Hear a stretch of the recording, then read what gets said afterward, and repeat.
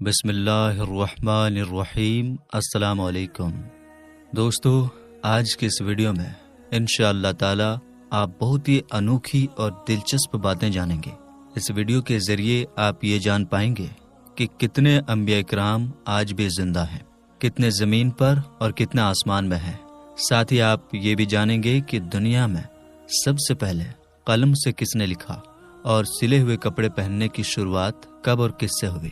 اس کے علاوہ آپ یہ بھی جانیں گے کہ حضرت موسیٰ علیہ السلام کس طرح فرعون کے گھر پہنچے اور کیسے فرعون ہی کے گھر میں ان کی پرورش ہوئی اور ان کا بچپن گزرا۔ تو آئیے اس ویڈیو کو شروع کرتے ہیں۔ سب سے پہلے یہ جان لیں کہ اللہ تعالیٰ نے انسانوں کی ہدایت اور صحیح راستہ دکھانے کے لیے کم و بیش 1,24,000 یا 2,24,000 نبیوں کو اس دھرتی پر بھیجا۔ یہ سلسلہ حضرت آدم علیہ السلام سے شروع ہوا اور ہمارے پیارے نبی حضرت محمد صلی اللہ تعالی علیہ وسلم پر جا کر ختم ہوا۔ اس طرح ہمارے نبی صلی اللہ تعالی علیہ وسلم آخری نبی اور آخری رسول ہیں۔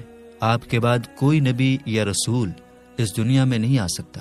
ان انبیاء کرام میں 4 نبی ایسے ہیں جو آج بھی زندہ ہیں، 2 زمین پر اور 2 آسمان میں۔ زمین پر حضرت الیاس علیہ السلام اور حضرت خضر علیہ السلام ہیں۔ یہ دونوں ہر سال حج کے موسم میں کعبہ کا طواف کرنے آتے ہیں اور خوش نصیب لوگ ان سے مصافحہ بھی کرتے ہیں، ہاتھ ملاتے ہیں۔ اور آسمان میں جو 2 نبی زندہ ہیں ان میں حضرت ادریس علیہ السلام اور حضرت عیسیٰ علیہ السلام ہیں۔ ان دونوں کو زمین سے آسمان کی طرف اٹھا لیا گیا۔ بخاری شریف اور مسلم شریف کی حدیث میں ہے کہ حضور نبی اکرم صلی اللہ تعالی علیہ وسلم نے معراج کی رات 4تھے آسمان پر حضرت ادریس علیہ السلام کو دیکھا۔ حضرت کعب بن احبار رضی اللہ تعالی عنہ سے مروی ہے کہ حضرت ادریس علیہ السلام نے ملک الموت سے فرمایا کہ میں موت کا مزہ چکھنا چاہتا ہوں تاکہ جان سکوں کہ وہ کیسی ہوتی ہے، تم میری روح قبض کر کے دکھاؤ۔ تو ملک الموت نے ان کے حکم کا پالن کرتے ہوئے ان کی روح کو قبض کر لیا، پھر اسی وقت ان کے جسم میں واپس کر دیا اور وہ دوبارہ زندہ ہو گئے۔ اس کے بعد حضرت ادریس علیہ السلام نے فرمایا کہ اب مجھے جہنم دکھا دو تاکہ اللہ کا خوف جو ہمارے دل میں ہے وہ اور زیادہ ہو جائے۔ ادریس علیہ السلام نے جیسا فرشتے سے فرمایا ویسا کیا گیا۔ حضرت ادریس علیہ السلام نے جہنم کو دیکھ کر داروغائے جہنم سے فرمایا کہ دروازہ کھولو، میں اس دروازے سے گزرنا چاہتا ہوں۔ تو فرشتے نے جہنم کے دروازے کو کھول دیا اور حضرت ادریس علیہ السلام اس دروازے کے اوپر سے گزر گئے۔ پھر آپ نے یعنی حضرت ادریس علیہ السلام نے ملک الموت سے فرمایا کہ مجھے جنت دکھاؤ۔ ملک الموت حضرت ادریس علیہ السلام کو جنت لے گئے۔ حضرت ادریس علیہ السلام دروازوں کو کھول کر جنت میں داخل ہوئے۔ تھوڑی دیر انتظار کرنے کے بعد ملک الموت نے کہا کہ اب آپ اپنے جگہ پر تشریف لے چلیے۔ حضرت ادریس علیہ السلام نے فرمایا کہ اب میں یہاں سے کہیں نہیں جاؤں گا۔ اللہ تعالیٰ نے فرمایا کلو نفس ذائقۃ الموت، یعنی ہر زندگی والے کو موت کا مزہ چکھنا ہے۔ تو حضرت ادریس علیہ السلام نے فرمایا کہ موت کا مزہ تو میں چکھ چکا ہوں، اور اللہ تعالیٰ نے یہ بھی فرمایا ہے کہ ہر شخص کو جہنم سے گزرنا ہوگا، تو میں وہاں سے بھی گزر چکا ہوں۔ اب میں جنت پہنچ گیا، اور جنت میں پہنچنے والوں کے لیے اللہ تعالیٰ نے فرمایا کہ جنت میں داخل ہونے والے جنت سے نکالے نہیں جائیں گے۔ اب مجھے جنت سے چلنے کے لیے کیوں کہتے ہو؟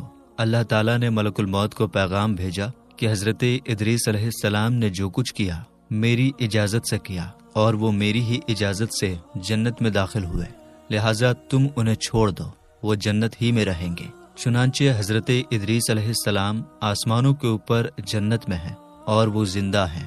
حضرت ادریس علیہ السلام کے آسمانوں پر اٹھائے جانے اور ان کو ملنے والی نعمتوں کا مختصر تذکرہ قرآن مجید کی سورہ مریم کے اندر ہے، جس کا ترجمہ یہ ہے، اور کتاب میں ادریس کو یاد کرو، بے شک وہ صدیق تھا، غیب کی خبریں دیتا، اور ہم نے اسے بلند جگہ پر اٹھا لیا۔ یہی وہ لوگ ہیں جن پر اللہ نے احسان کیا۔ نبیوں میں سے آدم کی اولاد میں سے حضرت آدم علیہ السلام کے واقعہ میں سے ہمیں یہ سبق ملتا ہے کہ اللہ تعالیٰ کا رسولوں اور نبیوں پر کتنا بڑا فضل و کرم ہے۔ اس لیے ہر مسلمان کے لیے واجب ہے کہ اللہ کے رسولوں اور نبیوں کی تعظیم اور تکریم کریں اور ان کا ادب ہر حال میں بجا لائیں۔ حضرت ادریس علیہ السلام کا نام اخنوخ ہے۔ حضرت ادریس علیہ السلام حضرت نوح علیہ السلام کے والد یعنی باپ کے دادا ہیں۔ حضرت آدم علیہ السلام کے بعد حضرت ادریس علیہ السلام ہی پہلے رسول ہیں۔ آپ سب یہاں یہ بات بھی یاد رکھیں کہ اللہ تعالیٰ نے 1,24,000 یا 2,24,000 کم و بیش نبیوں کو بھیجا، لیکن ہر نبی رسول نہیں تھے، بلکہ نبیوں میں چنندہ ہی لوگ رسول ہوئے۔ اس طرح سے رسولوں کی تعداد 313 یا 315 علماء نے بیان کیا ہے۔ صحیح تعداد اللہ ہی کو معلوم ہے۔ تو حضرت آدم علیہ السلام کے بعد جو سب سے پہلے رسول ہوئے وہ حضرت ادریس علیہ السلام ہیں۔ حضرت ادریس علیہ السلام کے والد حضرت شیش علیہ السلام ہیں، جو حضرت آدم علیہ السلام کے بیٹے ہیں۔ سب سے پہلے جس شخص نے قلم سے لکھا وہ حضرت ادریس علیہ السلام ہی ہیں۔ کپڑوں کے سینے اور سلے ہوئے کپڑے پہننے کی شروعات بھی حضرت ادریس علیہ السلام سے ہوئی ہے۔ حضرت ادریس علیہ السلام سے پہلے لوگ جانوروں کی کھالیں پہنتے تھے۔ سب سے پہلے ہتھیار بنانے والے، ترازو بنانے والے حضرت ادریس علیہ السلام ہیں۔ یہ سارے کام حضرت ادریس علیہ السلام سے شروع ہوئے۔ اللہ تعالیٰ نے حضرت ادریس علیہ السلام پر 30 صحیفے نازل فرمایا۔ جو بڑی کتابیں ہوتی ہیں انہیں کتاب کہا جاتا ہے، اور جو چھوٹی کتابیں ہوتی ہیں انہیں صحیفے کہا جاتا ہے۔ تو اللہ تعالیٰ نے حضرت ادریس علیہ السلام پر 30 صحیفے نازل فرمایا۔ حضرت ادریس علیہ السلام اللہ کی کتابوں کا بہت زیادہ درس دیا کرتے تھے، اس لیے ان کا لقب ادریس ہو گیا، اور آپ کا یہ لقب اس قدر مشہور ہوا کہ بہت سے لوگوں کو آپ کا اصلی نام معلوم ہی نہیں ہے۔ قرآن مجید میں آپ کا نام ادریس ہی ذکر کیا گیا ہے۔ اب رہا یہ سوال کہ حضرت موسیٰ علیہ السلام فرعون کے دربار میں کیسے پہنچے اور کیسے ان کی پرورش فرعون کے گھر میں ہوئی، تو ان کے اس واقعے کو جاننے سے پہلے آپ یہ جان لیں کہ پہلے زمانے میں جو بادشاہ ہوا کرتے تھے، جو راجہ ہوا کرتے تھے، ان کے دربار میں نجومی لوگ رہا کرتے تھے، یعنی وہ لوگ رہا کرتے تھے جو آسمان کے ستاروں کو دیکھ کر کل کیا ہونے والا ہے اسے بتاتے تھے، اور یہ سارا کام نجومی لوگ شیطان کی مدد سے کرتے تھے۔ اور یہ کیسے کرتے تھے اس پر ایک ویڈیو ہم بنا چکے ہیں، جنات آسمان پر کیوں جاتے تھے نام سے۔ آپ سب اس ویڈیو کو بھی ضرور دیکھیں، بہت ہی انٹرسٹنگ ویڈیو ہے۔ تو فرعون کو نجومیوں نے یہ خبر دی تھی کہ بنی اسرائیل میں ایک ایسا بچہ پیدا ہوگا جو تیری حکومت کی بربادی کی وجہ بنے گا۔ اس لیے فرعون نے اپنی فوج کو یہ حکم دیا کہ بنی اسرائیل میں جو بھی بچہ پیدا ہو اسے قتل کر دیا جائے۔ فرعون کا یہ حکم ملتے ہی اس کی فوج نے بڑا تہلکہ مچایا اور بنی اسرائیل میں پیدا ہونے والے ہر بچے کو قتل کر دیا۔ تو اب فرعونی لوگ ہی فرعون کے دربار میں آئے اور یہ کہا کہ اگر بنی اسرائیل کو ایسے ہی قتل کیا جاتا رہا تو پھر ہماری غلامی کون کرے گا؟ کیونکہ کوئی پیدا ہو کر بچے گا نہیں، تو پھر ہمارے گھروں میں ہماری خدمت کون کرے گا؟ ہماری غلامی کون کرے گا؟ کیونکہ یہی لوگ ہماری خدمت کرتے ہیں، ہماری غلامی کرتے ہیں۔ تو فرعون نے اپنے فیصلے کو بدل دیا اور اپنی فوج سے یہ کہا کہ 1 سال بچوں کو پیدا ہونے دیا جائے، یعنی پیدا جو بھی ہو اسے زندہ رہنے دیا جائے، اور دوسرے سال جو بچے پیدا ہوں انہیں قتل کر دیا جائے۔ تو جس سال یہ اجازت تھی کہ جو بھی بچے پیدا ہوں انہیں قتل کیا جائے، انہیں قتل نہ کیا جائے، تو اس سال حضرت موسیٰ علیہ السلام کے بڑے بھائی حضرت ہارون علیہ السلام پیدا ہوئے، اور جس سال یہ حکم تھا کہ پیدا ہوتے ہی بچوں کو قتل کر دیا جائے بلکہ اس کے حمل کو گرا دیا جائے، اس سال حضرت موسیٰ علیہ السلام پیدا ہو گئے۔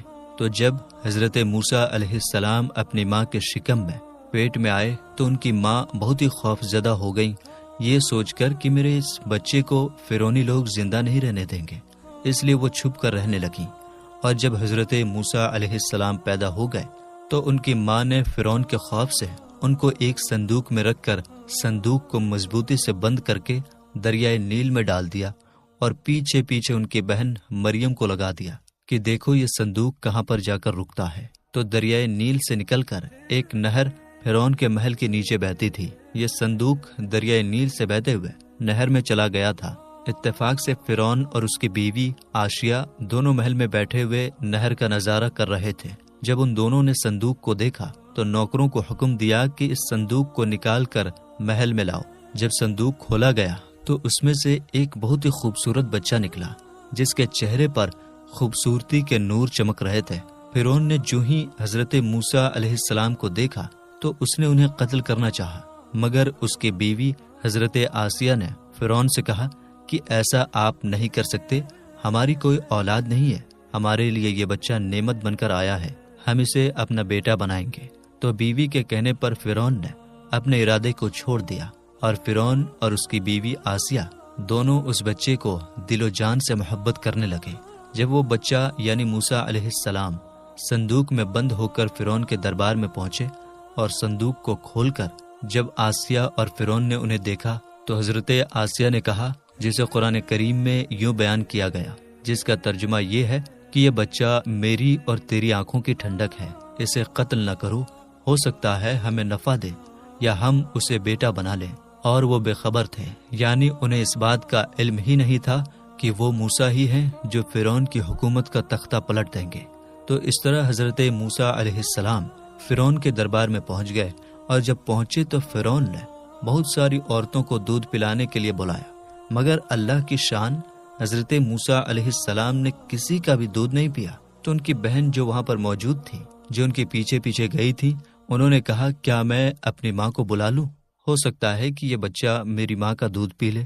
تو فرعون نے حکم دیا کہ جاؤ اپنی ماں کو بلا لو۔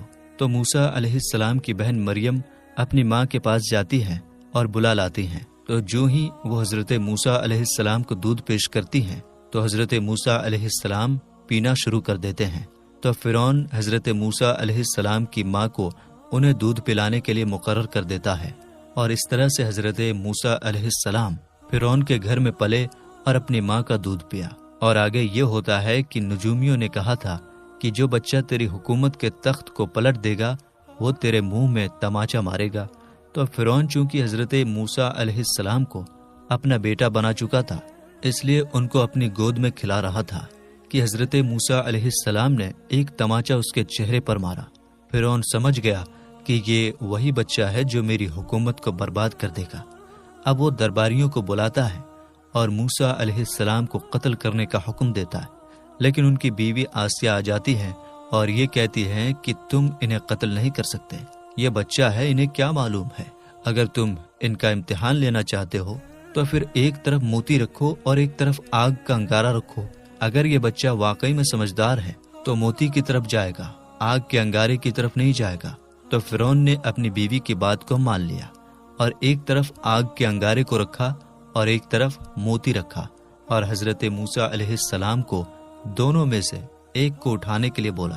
تو حضرت موسیٰ علیہ السلام موتی کی طرف جا رہے تھے کہ اللہ کے حکم سے حضرت جبریل علیہ السلام آئے اور انہیں آگ کی طرف کر دیا۔